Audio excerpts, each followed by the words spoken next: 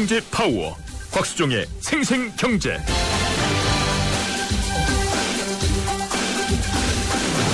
안녕하십니까, 곽수종입니다. 7월 24일 수요일 YTN 생생경제 시작하겠습니다. 날씨가 흐린 듯 하다가 이제 햇살이 조금씩 내비치기 시작을 하는 것 같습니다. 우리 경제도 지금 상당히 어렵다 보니까 많은 분들이 위로받기를 위해서 기다리고 있는 것처럼 보입니다. 많이들 힘드시죠? 우리는 체감을 하면서 경제가 정말 힘들다는 것을 몸으로 느끼고 있는 분들이 많을 것 같습니다. 하지만 바로 그렇게 체험하고 힘드시다는 것을 느끼기 때문에 꿈을 꿀 수 있다는 것. 그래서 오히려 더 희망적이고 밝은 미래에 대해서 꿈을 꿀 수 있다. 그래서 더 안전하고 행복하다. 이렇게 생각할 수도 있지 않겠습니까? 많은 분들이 이 힘든 시기에 위로받고 싶고 또 서로를 위로해주면서 언젠가는 밝은 햇살이 내비칠 때 여러분들께서 가졌던 이 고난의 시기가 예쁜 추억이 되기를 기다리겠습니다. 곽수종의 YTN 생생경제 1부 시작하겠습니다. 광고 듣고 오겠습니다.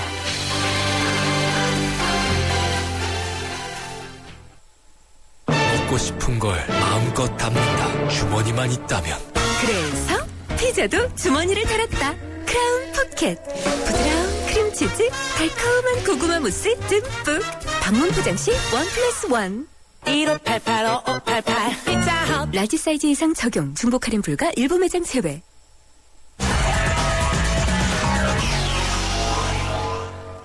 네, 증시 분석해드릴 건데요. IBK 투자증권의 서동필 투자전략팀장 연결돼 있습니다. 안녕하세요. 네, 안녕하세요. 오늘은 삼성전자 때문에 그렇습니까? 코스피도 7.93%포인트 올랐네요. 7.93포인트죠. 예. 예, 오늘 코스피 7.93% 0.42% 올라서 1912.08포인트에서 마감을 했습니다.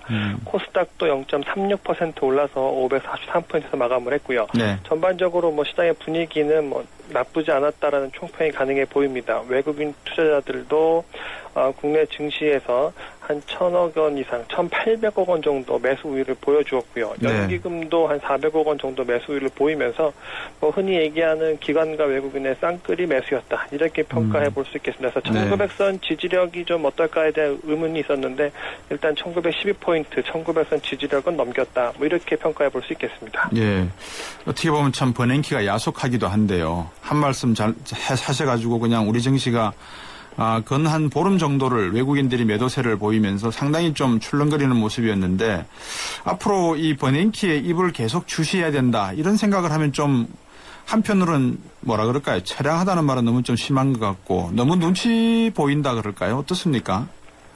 글쎄요, 뭐 투자를 자존심으로 하는 것이 아니라 현실을 직시해야 된다라고 본다면 네. 뭐 피할 수 없는 상황이다라고 보여집니다. 하지만 뭐 당분간은 뭐 이렇게 버냉키 연준 의장의 눈치를 많이 볼 필요는 없지 않는가 싶습니다. 다음 주면은 이제 7월달 이 FOMC의 정기 미팅이 있지만 별다른 이야기 나오지 않을 걸로 보여지고요. 네. 그렇다 보면은 8월달에는 특별한 뭐 이슈나 이벤트들이 없기 때문에 시장은 그냥 각자 나라들이 가지고 있는 기초체력, 흔히 얘기하는 펀더멘털로 움직일 개연성이 높기 때문에 오히려 어떻게 보면은 외풍에 대해서는 좀 상대적으로 자유로울 수 있지 않는가, 뭐 이렇게 한 달 정도는 짚어볼 수 있겠습니다.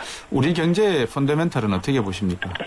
글쎄요, 뭐 상반기와 하반기를 나눠본다면 하반기는 상반기보다는 무조건 좋아야 된다라는 어떤 당위성을 직면한 하반기가 아닌가 싶습니다. 예. 상반기에는 이 추경도 있었고요. 네. 또 올해 집행해야 될 예산의 뭐 한 60-70%를 상반기에 집행하겠다. 그러니까 했을 텐데 네. 이런 것들이 어우러졌을 때 하반기가 상반기보다 성장률이 둔화된다라고 한다면은 상당히 좀 곤혹스러운 현상이 될 것으로 보여지기 때문에 어쨌든 우리가 받아볼 수 있는 경제 지표는 하반기가 상반기보다는 더 좋을 가능성은 높다. 하지만 큰 틀에서 보면은 우리나라뿐만 아니라 세계 경제가 저성장 국면이기 때문에 상승하는 경제가 회복되는 속도 이것은 여전히 제한적일 가능성이 높다. 함께 염두에 두셔야 될 것 같습니다.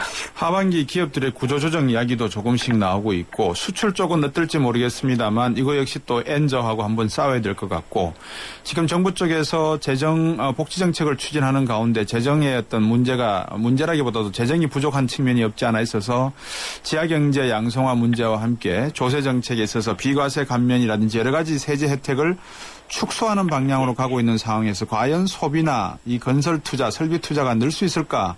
이거를 감안한다면 당위성의 문제라기보다도 어떻게 보면 현실을 아까 투자는 그 자존심으로 하는 게 아니라 현실을 바탕으로 해야 된다는데 현실의 바탕으로 돌다 그러면 하반기에도 큰 기대는 하기 어렵지 않나 이런 생각이 드는데 어떻게 보세요?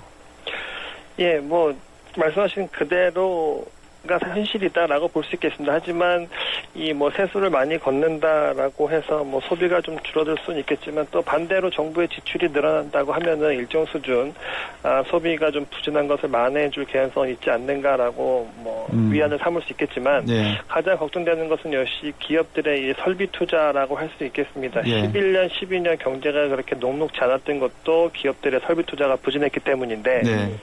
지금 같은 상황에서 아무리 금리가 낮고 투자를 유인한다고 하더라도 결국은 성장성을 기반으로 투자에 나서는 건데 성장성이 그렇게 녹록하지 않기 때문에 기업들이 국내에 설비 투자를 이렇게 늘릴 가능성이 높아 보이지 않기 때문에 네. 그런 점도 말씀은 드렸지만 이 성장이 저하되는 요인 중에 하나이니 이 점을 염두에 두시면 좋을 것 같다라고 말씀드릴 수밖에 없겠습니다. 예.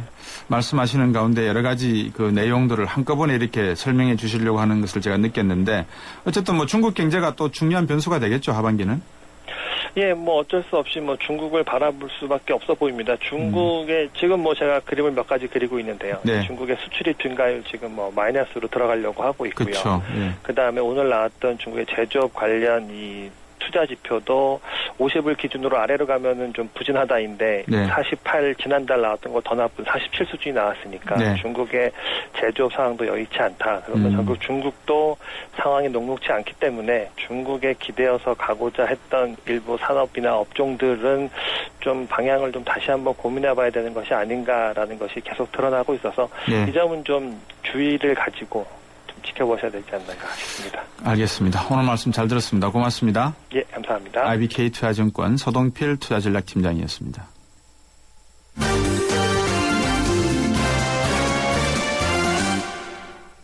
네, 오늘 경제뉴스 어제와 같이 뉴스핌의 김윤경 기자와 함께 살펴보겠습니다. 안녕하세요. 네, 안녕하십니까. 네, 오늘은 햇살이 좀 비치네요. 네, 그래도 또 장마 계속된다고 하니까 언제 네. 비가 올지 또 모르겠어요. 그렇죠. 예. 긴장의 끈을 놔서는 안 될 것 같은데 이 첫 번째 소식이 금융감독원에서 금융소비자보호원 이 분리돼가지고 내년부터 서민금융감독을 전담한다 이런 내용이네요. 예, 그러니까 서민금융이 어느 분야보다 또 금융소비자에 대한 세심한 배려가 필요하다 이렇게 판단이 돼서 네. 금소원을 따로 두기로 했습니다. 네. 그래서 은행과 보험, 카드 같은 모든 금융사의 금융상품 영업행위도 감독을 여기서 하게 되고요. 예. 또 대부업체나 사채업자들의 불법행위를 단속하는 권한도 여기서 갖게 됩니다. 예. 그러면 금소원, 금융소비자보호원을 나누는 명분이 한편에서는 약하다 이거. 특히 네. 이제 금감원에서 독립시킨다고 하는데 자칫 잘못하다가는 중복되거나 이렇게 겹치는 업무가 있을 거 아니냐 이런 견해도 있는 것 같은데요. 네, 이 두 곳, 그러니까 금감원에서 금소원이 분리가 되는 건데, 예. 권한이 서로 애매하게 겹치는 점들이 있습니다. 예. 그러니까 예를 들어서 대부업체에 대한 영업 규제는 금소원이 맡게 되는데요. 예. 근데 관련 규정을 고치는 일은 또 금감원이 해야지 됩니다. 그리고 또 영업 규제나 규정에 대해서 사후에 검사를 하는 것은 두 기관이 함께 할 수도 있고요. 네. 또 한 기관만 참여할 수도 있습니다. 그러니까 이게 검사를 하는 곳이 감독까지 맡아야지 좀 일관성이 있는 게 아니냐라고 얘기가 되는데 네. 서로 얽히게 되면 혼란이 아무래도 좀 예상이 되고 있습니다. 네. 그리고 또 이제 가장 우려되는 점은 기관 간의 좀 이기주의가 극대화되는 게 문제입니다. 그러니까 이제 조직들은 서로 다 존재감을 드러내기를 원하기 때문에 네. 예전에 금융위기 때도 관련 기관들이 정보를 서로 안 주려고 애썼던 그런 좀 안타까운 일이 있었어요. 네. 그러니까 뭐 기획재정부나 금융위원회, 금감원이 서로 간의 정보를 차단했던 그런 서예가 있었는데 네. 이렇게 애매한 부분이 생길 때 금감원과 금소원이 과연 지금의 기대대로 협조를 하게 될지 아니면 반목을 하게 될지 좀 의문입니다. 그 말씀만 듣고 보니까 좀 이상한 게 금융감독원이나 금융위원회는 대부분 모피아 쪽에서 일하던 분들이 내려가질 않습니까? 네. 그런데 네. 그렇게 부처 이기주의가 팽배해질 수 있다 이 말씀이군요. 예, 아무래도 이게 조직이 나뉘어지다 보면은 과거의 뿌리가 어땠느냐랑은 별 상관이 없는 것 같습니다. 그렇습니까? 예. 집안의 뿌리가 그렇게 무시되면 소위 말해서 우리가 그런 집안을 보고 예. 땡땡 집안이라 그러는데 금융권에 대한 땡땡 집안이기도 하죠. 네. 금융권에 대한 시어머니가 늘어나는 게 될 수도 있겠네요. 그렇죠. 지금까지 금융사들이 눈치를 봐야 되는 시어머니가 금융위하고 금감원, 공정위 같은 곳들이었고 네. 여기에 기획재정부와 감사원까지 신경을 썼었는데 네. 여기에 금융소비자보호원, 금소원까지 가세를 하게 되는 거죠. 그리고 또 이제 금감원이 힘이 아무래도 이렇게 분리를 시키면서 줄어들게 되니까 자신의 존재감을 드러내기 위해서 규제를 강화할 가능성도 있습니다. 네. 예전에 재정경제원에서 한 국이었던 공정거래위원회가 따로 떨어져 나올 때 바로 그랬었는데요. 네. 그게 조직의 속성인 것 같습니다. 권한은 크게 가지려고 하는 그런 얘기죠. 네. 또 이게 국회에서 최종 결정을 하게 되는데 야당의 반대가 아주 높지는 않지만 어느 정도 좀 있기 때문에 네. 어찌 될지는 좀 지켜봐야 될 것 같고요. 네. 이런 혼란과 이런 과정 속에서 금융소비자 보호를 강화하겠다 이런 명분 자체가 흐지부지 될 가능성은 없는지 조금 우려가 되기도 합니다. 예. 존재감을 드러내고 싶어 한다는 것은 권력을 가지고 싶어 한다는 말씀과 같은 말씀인 것 같고 그렇다 네. 그러면 왜 이렇게 권력을 갖고 싶어 하나요? 존재감을 드러내고자 하나요? 기존의 권한을 빼앗기는 것 자체에 대한 어떤 관성이라고 할까요? 그런 것이라고 저는 조금 생각이 들어요. 네. 예, 그러니까 이 금소원을 분리를 하는데 상당히 좀 그게 강한 권력을 갖게 되는 거기 때문에 금감원이 자칫 잘못하면 조금 무시를 당할 수도 있다. 이런 좀 관성이겠죠. 권력은 뭐 국민학교 초등학교 교과서에서 나옵니다만 이 네. 책임이라고 하는 것과 같이 가는 거지 않습니까? 그렇죠. 그러면 예, 일이 잘못 책임은 또 예. 상대방에게 미루려는 게 조직의 속성이고요. 예, 그러니까 뿌리가 없는 집안의 모습을 보이는군요.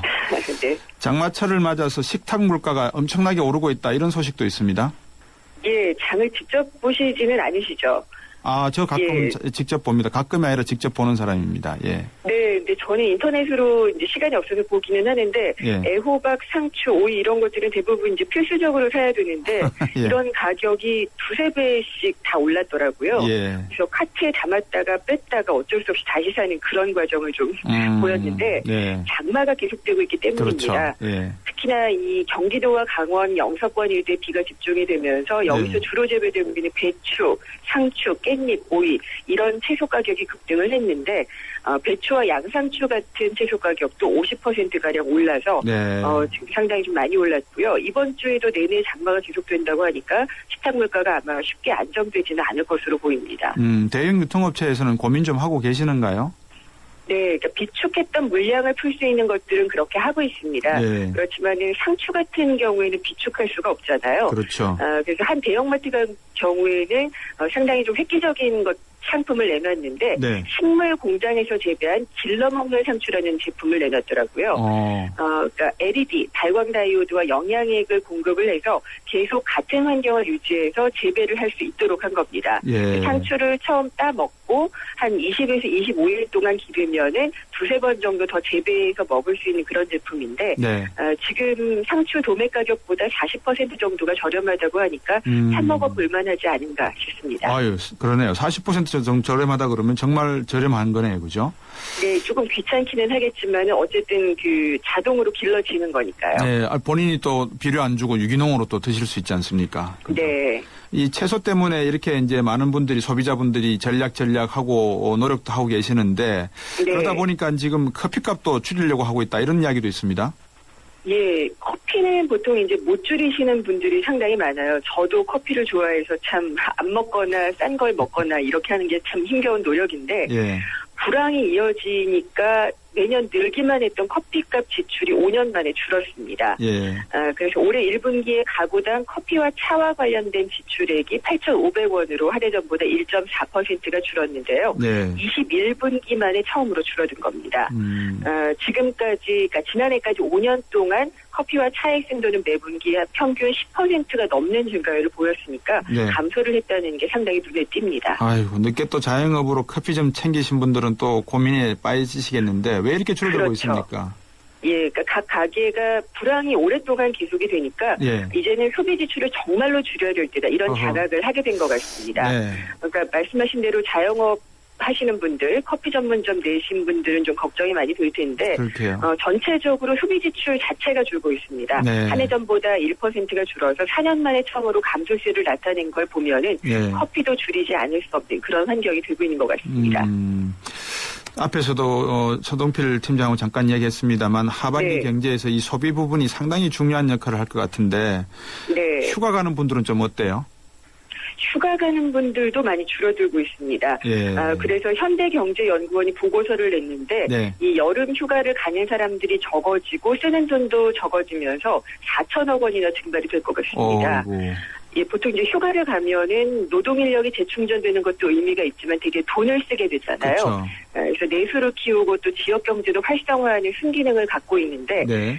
국토교통부 조사에 따르면 여름 휴가 가겠다는 사람 아주 많이 줄었고요. 네. 또 지출 예상 비용도 작년에는 63만 5천 원이었던 것이 올해는 56만 9천 원으로 줄어들 것으로 네. 추정이 됩니다. 예. 해외여행도 줄어들 것이라고 하는데 예. 이렇게 되면은 여름 휴가 특수 규모가 작년보다 줄어든 2조 1천억 원, 4천억 원이 좀 줄어들 것으로 추산이 되고 있습니다. 예, 참 이 경제가 정말 녹록지 않다는 게 통계로서도 점점 반영되고 있는데 네. 글쎄요. 예, 우리가 어떻게 이 난국을 돌파를 해야 될지 전부 다 말로만 하는 정책이 아니고 현장에서 네. 직접 보고 듣고 해결책을 찾는 그런 정책을 좀 내놨으면 하는 생각입니다. 오늘 말씀 잘 들었습니다.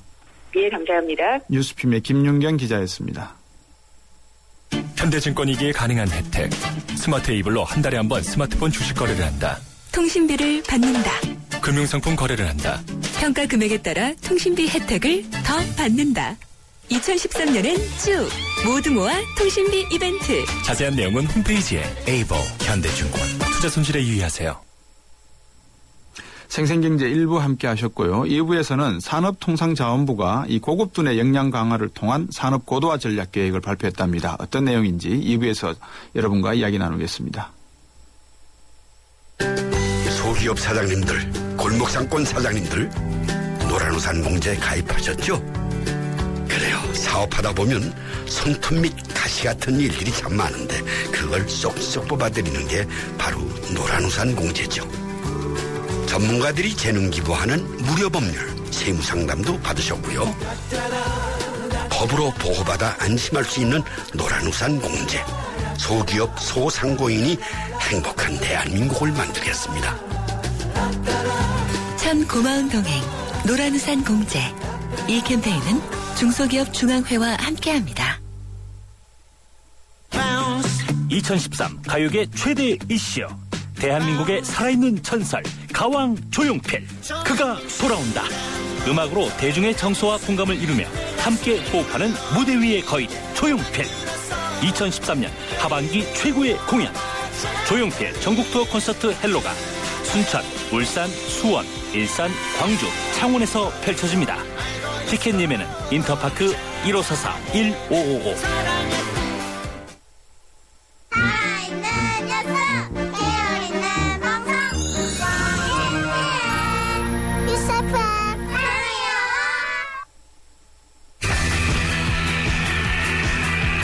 경제프리인 곽수종의 생생경제. 세상의 베이스가 되다 포스코 협찬으로 곽수종의 YTN 생생경제 2부 시작하겠습니다. 곽수종의 YTN 생생경제는 여러분들과 함께 호흡하고 여러분들의 목소리에 늘 귀 기울이는 방송입니다. 의견 있으신 분들 조금도 염려하지 마시고 또 기탄 없는 의견 문자로 보내주시면 되겠습니다. 단문 50원, 장문 100원 부과되고요. 휴대전화 우물정 0945번, 트위터는 골뱅이 YTN 밑줄 이코노미입니다. 여러분이 이 경제활동 하시면서 또 여러 가지 사회활동 하시면서 힘드시거나 또 위로받고 싶으신 내용이 있으면 언제든지 저희 이 YTN 생생경제 문을 놓고 하시면 되고요. 웹사이트는 곽수종의 YTN 생생경제에 들어오셔서 여러분께서 긴 사연 남기셔도 됩니다. 청취자 여러분의 많은 의견과 참여 기다리겠습니다.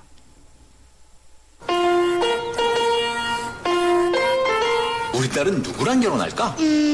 엄마가 골라줘. 왜? 엄마가 아빠 잘 골랐잖아. 우리 딸 결혼할 때 난 몇 살이지? 인생의 무게가 느껴질 때 동바제 프로밀라이프.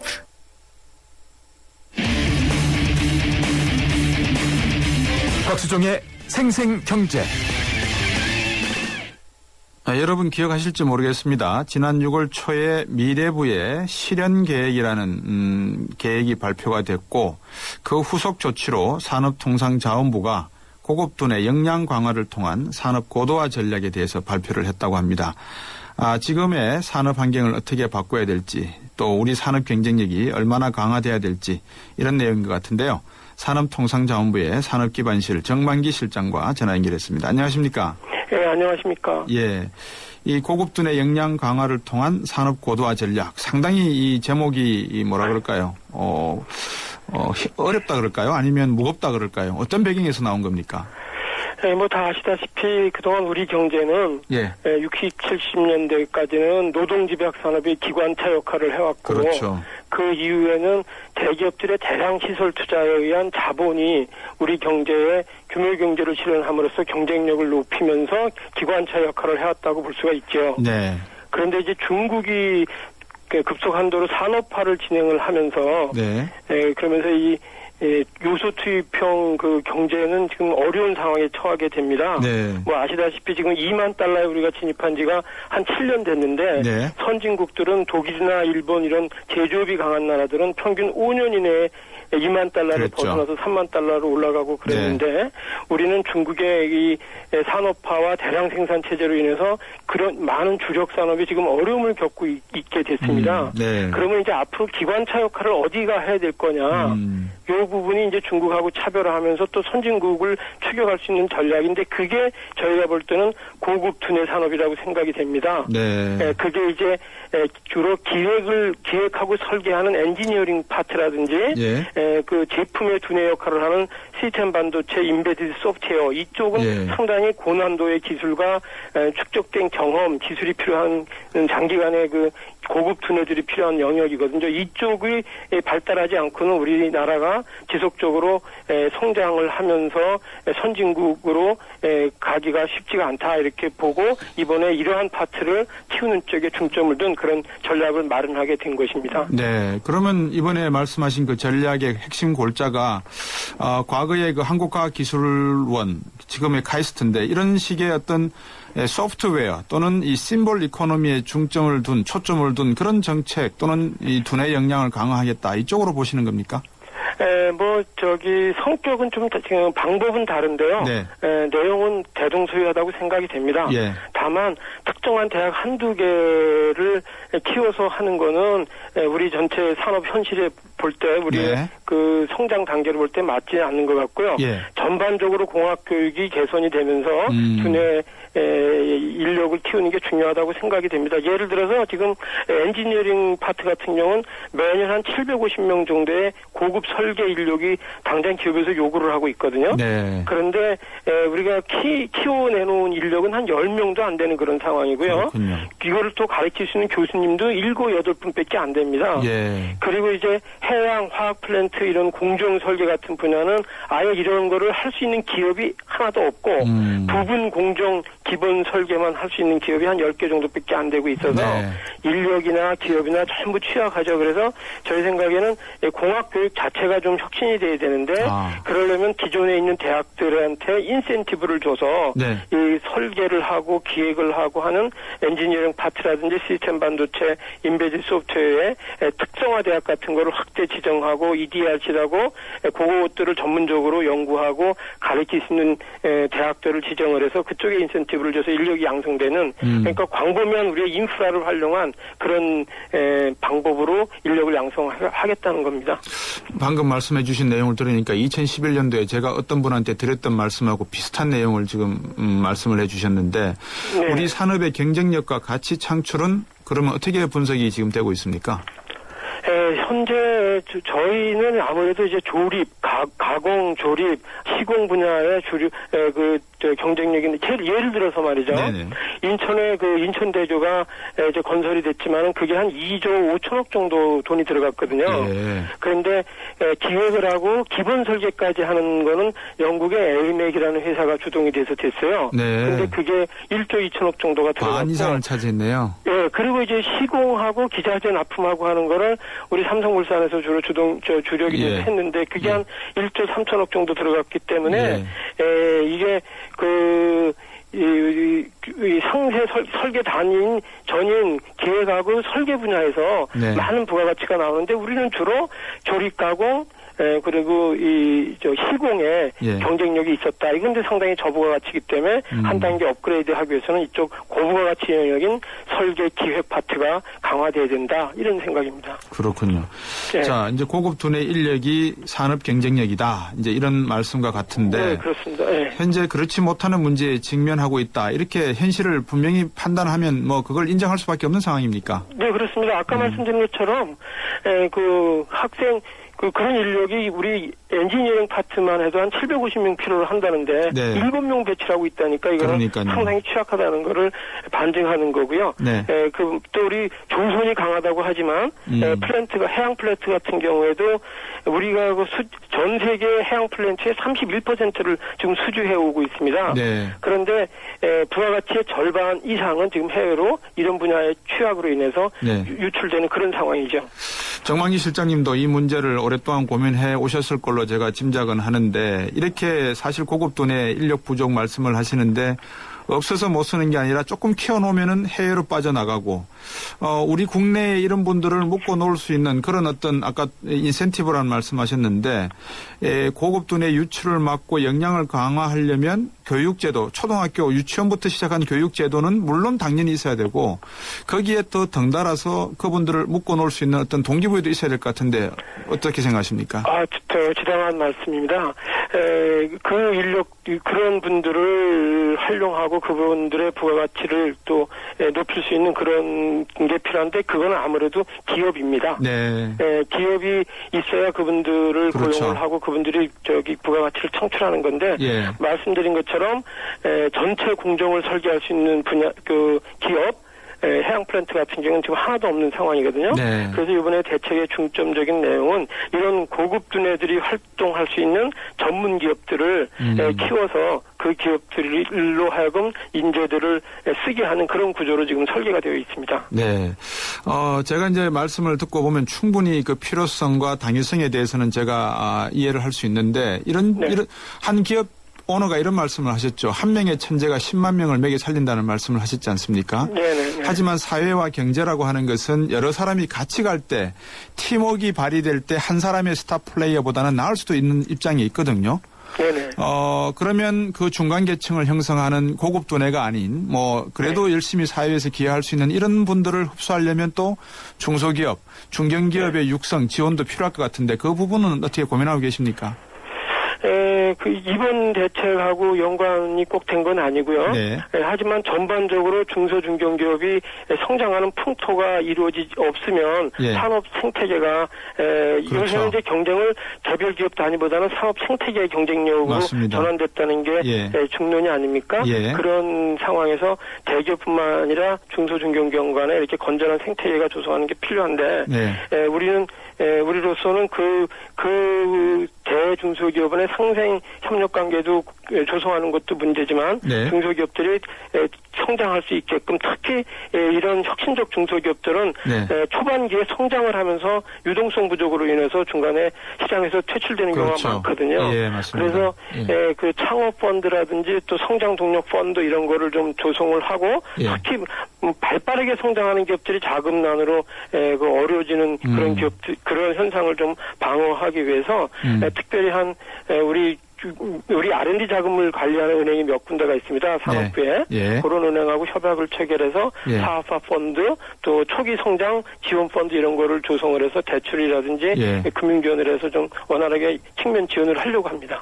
산업부에서 많은 고민을 하고 계시는 것 같은데 앞으로 이제 좋은 아이디어가 펼쳐질 수 있도록 꿈을 키울 수 있도록 하려고 그러면 창의적인 환경이나 또 이런 분위기를 만들어줘야 되지 않겠습니까? 네네, 앞으로 계획 있으시면 좀 정리해 주시죠. 우리 지금 산업부 같은 경우에는 지금 한 3조 2천억 정도의 R&D 예산이 집행이 되고 있는데요. 그동안은 주로 요소 기술 개발 프로그램들이 많았어요. 에로 기술 또는 해킹 기술.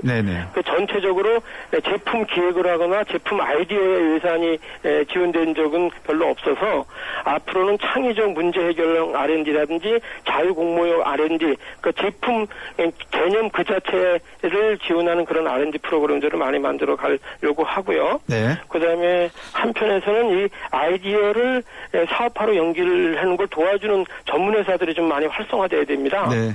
미국 같은 데는 그런 게 활성화되어 있는데 우리나라도 저희가 조사해 보니까 벌써 그 많은 회사들이 일반인들의 아이디어를 사업화로 연결주는 회사들이 지금 생기고 있어요. 네. 그래서 그런 것을 우리가 BI 사업화 전문 회사라고 하는데 네. 이미 이분들이 그 사업 협회도 구성을 했습니다. 예. 그래서 이러한 기업들이 성장을 하면 시장에서 창의적인 아이디어를 사업화로 연결해주는 회사가 커지게 되고 그분들이 돈을 벌게 되니까 네. 자연히 전체 우리 산업에서 비즈니스 아이디어를 사업화로 연결해주는 그런 산업이 성장해 나가지 않을까. 그 결과로 이제 좋은 아이디어들이 점차 그 산업화되길 결과를 가져올 수 있다고 이렇게 생각을 합니다. 예, 우리 정만기 실장님도 뭐 해외를 많이 다녀보시고 또 많은 경험 있으시니까 이거를 단기간에 끝나는 정책으로 정부가 바뀐다고 해서 그냥 이번 정부 안에서 폐기되는 정책으로 하지 마시고 예. 끝없이 지속될 수 있는 그런 정책으로 좀 만들어 가셨으면 하는 바람입니다. 오늘 말씀 잘 들었습니다. 예, 고맙습니다. 산업통상자원부 산업기반실의 정만기 실장이었습니다. 시사 경제 프로 곽수종의 생생경제를 다양하게 만나는 방법. 인터넷에서 YTN 라디오를 검색하면 지금 방송되고 있는 생생경제와 지난 방송을 다시 들을 수 있고 YTN 애플리케이션과 팟캐스트를 통해서도 들을 수 있습니다. 언제 어디든 손쉽게 만날 수 있는 곽수종의 생생경제 참 좋다. 네, 지금 경제팀이 말이 많죠, 그죠? 경제 인식이 아니하다, 이런 비판에서부터 또 이 대통령은 열심히 하고 있다. 이런 이야기도 하신 것 같고, 회사 생활할 때 저는 이렇게 이야기를 들었습니다. 그 위에 상사분이 곽 박사 잘하고 있나? 그러면 예, 열심히 하고 있습니다. 그러면 이분이 열심히 해서는 안 돼. 잘해야 돼. 잘자를 또 붙이시더라고요. 경제위기 관리 체계 강화되고 된다고 하는데 오늘 알기 쉬운 경제 이야기 시간에 어떻게 달라지는지 서강대학교 경영학과의 원재환 교수님과 함께 말씀 나눠보겠습니다. 안녕하십니까? 예, 안녕하세요. 현 경제팀 정책 기조가 큰 틀에서 변화한다는 내용인데 어떤 방향으로 달라진다는 겁니까? 예, 이제 박근혜 정부 출범 이후에 경제 큰 기조가 경제 민주화, 복지였거든요. 네. 사실 어떤 면에서 보면 이 경제 민주화, 복지가 당선되는 데도 중요한 역할을 했고요. 네. 근데 이제 거의 경제 민주화에 관련된 입법이 거의 이제 끝났고 이제 마무리하고 이제 기조를 경제 살리기로 가야 된다. 다시 네. 말하면 경제 성장 쪽으로 가야 된다. 이렇게 지금 전환하고 있는 것 같습니다. 예. 이 정책 기조를 전환한다. 이 배경이 뭘까요, 그러면? 아무래도 지금 전체적인 어떤 그 실물 경제라든지 경제 상황이 좀 안 좋다는 인식이 좀 있는 것 같습니다. 네. 예를 들면 지금 여당에서도 지금 김무성 의원이라든지 최경환 의원도 그렇고 그래서 지금 경제팀이 상황을 너무 안하게 보고 있다. 또는 부처 간의 이견을 잘 조율을 못하고 있다. 네. 리더십이 부재하다. 이런 비판을 하면서 경제가 잘 되면 이제 이런 문제가 없는데 지금 이제 실물 경기가 계속 침체하는 걸로 좀 지표가 나타나고 있어요. 네. 예를 들자면 8분기 연속해서 지금 성장률 한 0% 됩니다. 예. 그리고 이제 부동산 아시다시피 굉장히 계속 침체 중이라서 이제 취득세를 또 다시 내려야 되느냐 이런 문제가 지금 대두되고 있고요. 네네. 또 상반기 세수 감소가 지금 한 10조 정도 되고 있거든요. 네. 거기에다가 지금 한 7분기 연속으로 물가 상승률이 1%대입니다. 네. 이 얘기는 무슨 얘기냐면 디플레이션으로 간다는 얘기죠, 거의. 그렇죠. 예, 이렇게 보고 또 더더욱 나쁜 거는 이제 기업의 투자가 돼야 일자리도 좀 생기고 경제 성장이 될 텐데 지금 기업들은 13개월째 지금 설비 투자가 감소하고 있어요, 오히려. 네. 또 가계부채는 한 1,000조 이상 좀 돌파하는 걸 나타나고 있고 예. 이렇게 종합적으로 보면 경제가 생각보다 굉장히 안 좋고 따라서 좀 위기 대응 수위를 좀 올려야 되는 거 아니냐 이런 여론들이 이제 정부나 여당에서 조정되고 있는 것 같습니다. 네. 그럼 취득세 인하도 그런 기조에서 나온 겁니까? 예, 그렇다고 볼 수 있을 것 같습니다. 왜냐하면 지금 부동산이 지난 취득세 이제 한시적으로 감소시켰던 것을 다시 이제 시한이 지나니까 거래 절벽이라고 해서 부동산 거래자가 안 되고 있거든요. 네. 거기다가 이제 전체적으로 건설업의 어떤 그 불황이랄까 이런 것들이 전체적으로 좀 어려운 것 같습니다. 네, 우리 저 원장 교수께서 보시기에 현 경제팀에 대한 뭐랄까요, 뭐 여러 가지 문제점이라기보다도 장단점, 잘하고 네. 있는 점, 못하고 있는 점 보실 때 무엇을 좀 개선했으면 한다라는 생각을 하십니까? 좀 제일 큰 문제가 지금 정책 기조가 자꾸 혼선이 있는 것 같습니다. 네. 사실 뭐 아시다시피 우리 지금 그 현호석 경제팀이 네. 그 이제 장관으로 임명할 때 사실 좀 어렵지 않았습니까? 네. 그 청문회에서. 네. 근데 그러면서도 이제 임명을 강행했는데요. 네. 처음부터 이제 경제 민주화, 복지 이 부분하고 네. 그다음에 경제 성장 이 부분에 대해서 좀 타겟팅이 목표가 좀 불분명한 것 같아요. 네. 예, 그러다 보니까 이제 어떤 여론이나 국민에 대한 약속, 뭐 공약 이런 걸 봐서는 경제 민주화 해야 되는데 네. 또 본인의 어떤 평소 해왔던 거나 생각은 또 이제 일자리나 또 경제 성장 쪽이란 말입니다. 예. 그래서 이런 정책을 추진하는 그 기조의 혼선, 이게 큰 문제가 있었던 것 같고, 그다음에 이제 부처 간의 이견을 조율하는데 좀 한계가 있었지 않았나. 다시 말해 리더십에도 좀 큰 문제가 있었다. 그래서 재정부, 기획재정부가 컨트롤 타워 역할을 제대로 못하기 때문에 네. 어떤 구체적인 어떤 정책도 이 조율이 어려운 이런 두 가지가 지금 문제가 있는 것 같습니다. 예. 말씀 듣고 보니까 이제 리더십이 부족했다, 또 부족하고 네. 있다, 이런 말씀인 것 같은데. 네, 네. 그동안의 정책을 내놓은 걸 보면은 타이밍을 앞서가거나 이슈를 선점하기보다는 타이밍이 좀 늦었고 이슈를 뒤쫓아가는 그런 모습이지 않습니까? 예, 맞습니다. 그런데 우리나라 경제 입장에서는 어쩔 수 없다라는 이야기도 할 수 있지 않습니까? 버냉키 연준 의장의 입만 쳐다볼 수밖에 없고 중국과 일본 경제, 우리나라가 대외 의존적인 경제다 보니까는 그 문제의 한계는 분명히 있을 것 같은데요. 예, 그 부분은 뭐 지적하신 바가 분명히 맞는 것 같습니다. 예. 좀 세계 경제의 어려움이라든지 네. 또 우리가 아무래도 수출 중심적인 경제고 네. 또 세계 경제 중심 속에 있기 때문에 우리 힘만으로 능동질하기는 또 뭐 경제 규모나 이런 게 또 한계가 있고요. 네. 네, 그럼에도 불구하고 우리 경제 정책팀이 가져야 되는 나중에 확실한 기조가 있어야 될 것 같아요. 네. 그래서 어떤 방향으로 가겠다는 그런 시그널을 시장에 일관되게 보내야 그래야 이제 시장이 제대로 작동되지 않을까 생각이 들고요. 뭐 투자라든지 기업에 투자라든지 아니면 해외 투자자라든지 이런 분들은 결국은 이런 일관성이나 신뢰가 중요하기 때문에 물론 이제 대외적인 경제 여건 펀더멘털도 중요하지만 네. 우리 나름대로의 어떤 경제 펀더멘털 이런 것도 좀 잘 챙겨야 될 것 같고 예. 어떤 이런 세계 경제에 따라서 왔다 갔다 하는 그런 거는 대단히 위험하고 또 좀 앞으로 점점 경제정책을 어렵게 하는 거 아닐까 하는 생각이 들거든요. 네. 그러면 정부가 앞으로 이 경기 전망이나 정책이 이 제대로 된 효과를 나타내기 위해서는 가장 중요한 것을 꼽으라면 무엇을 꼽을 수 있겠습니까? 예, 제가 이제 앞에서 이미 말씀드렸습니다만 이제 일관성, 네. 경제 민주화로 갈 거냐 아니면 성장으로 갈 거냐. 네. 여기에 대한 일관성이 좀 부족한 것 같고요. 네. 그러니까 일관성이 부족하다 보니까 시장에 신뢰가 이제 점점 좀 부족해지는 것 같아요. 네. 그러니까 우리 야당뿐만 아니라 여당에서도 좀 공격을 받고 있지 않습니까? 네. 그다음에 이제 뭐 대선 공약을 줄줄이 번복하는 이런 것들, 네. 뭐 이런 것들이 이제 시장에서 신뢰에 큰 문제가 되는 것 같고, 예.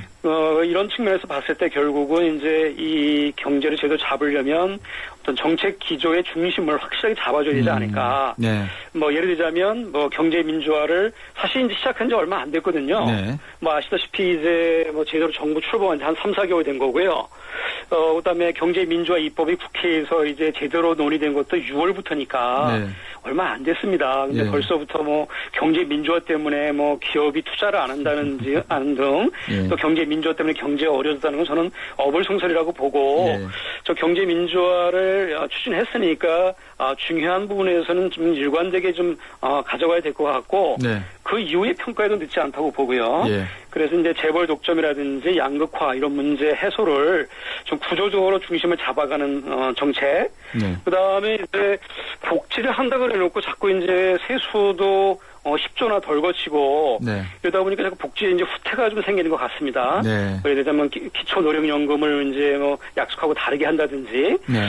뭐 이런 문제들 때문에 복지 지지를 축소하고 이렇게 되면 어쨌든 정책 중심에 안 잡히기 때문에 시장이 흔들릴 것 같아요. 네. 그래서 조금 어렵더라도 증세에 대해서 좀 검토를 해야 될 것 같고요. 네. 네, 이런 부분에서 어떤 일관성 있게 추진해가는 이런 것들이 아주 시급해 보입니다. 네, 대통령은 현재 뭐 장마철도 지금 이제 끝무렵이면 많은 그 피해를 입은 분들을 찾아가서 위로도 하실 거고 또 서민경제 포장마차나 이런 곳에 가서 정말 장사가 어렵다는데 장마철이 되고 나니까 더 어렵지 않겠느냐. 그래서 가서 네.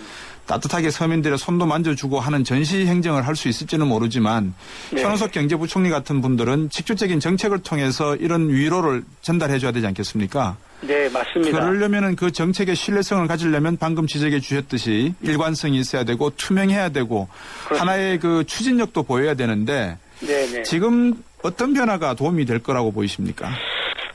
일단 지금 제일 이제 경제팀이 흔들리는 이유가 이제 경제 지표들이 안 좋으면서 대기업이나 이제 재벌 쪽에서 이제 불만을 제기하고 네. 뭐 이런 문제 때문에 이제 우리가 투자가 어렵다는 식으로 고용이 어렵다는 식으로 자꾸 이제 얘기를 하니까 네.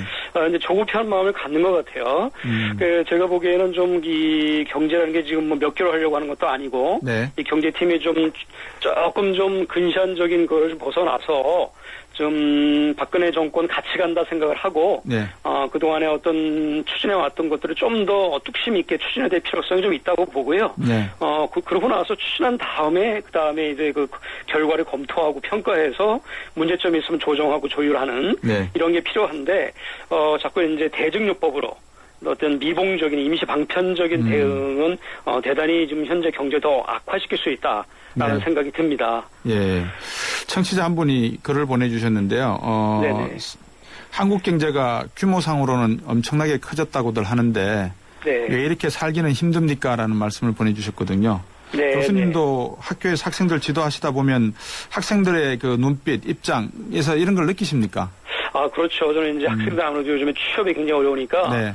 청년 취업이 대단히 좀 힘든 가운데 있습니다. 요즘에. 네. 예, 이제 그것도 이제 물론 이제 본인들이 눈높이를 낮추라고 하지만 네. 또 이제 눈높이 낮춰도 사실은 이제 여러 가지 고용사의 문제가 있고 네. 하다 보니까 취업이 어려우니까 학생들한테 이제 저는 직접 느끼고 있는데요. 네. 근데 사실 지금 우리 경제 어려운 게 우리 대한민국만 어려운 건 아니에요.